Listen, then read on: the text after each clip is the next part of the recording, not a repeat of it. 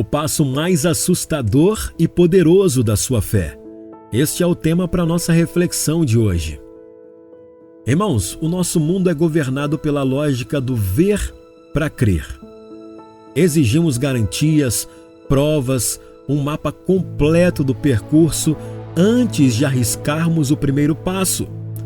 Queremos sentir a água com a ponta dos pés para ter certeza de que é sólida antes de pisarmos nela. Mas olha, o reino de Deus opera em uma lógica inversa, resumida de forma brilhante pelo apóstolo Paulo, porque andamos por fé e não pelo que vemos. Olha aí, Deus não nos chama a pisar em terra firme, mas a confiar em sua palavra e andar sobre as águas revoltas de nossas circunstâncias. A história de Pedro andando sobre as águas em Mateus 14 é a ilustração prática e dramática do que significa viver essa verdade.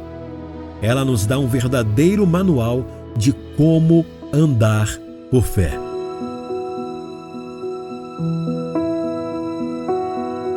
A cena começa ali com medo e escuridão. Os discípulos então em um barco, no meio de uma tempestade, lutando contra o vento e as ondas.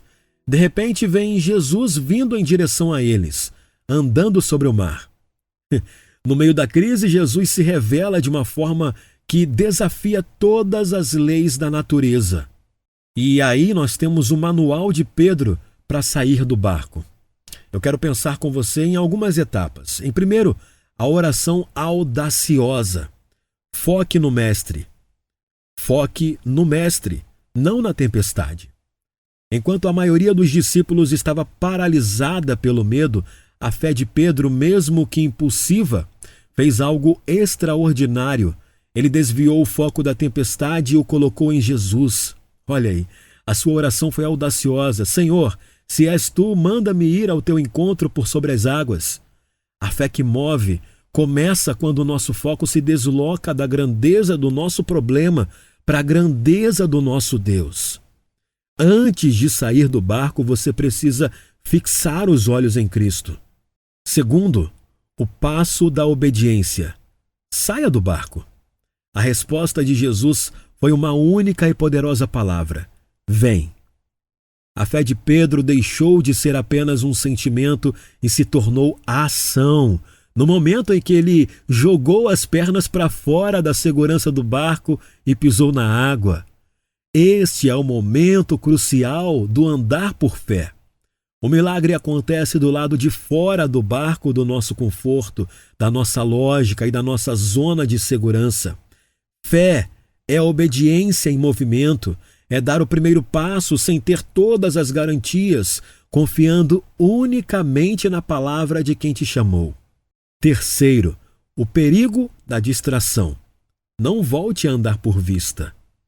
Por um momento, Pedro estava fazendo o impossível, caminhando sobre as águas. Que belo, que lindo isso! Mas o texto diz que, reparando na força do vento, teve medo.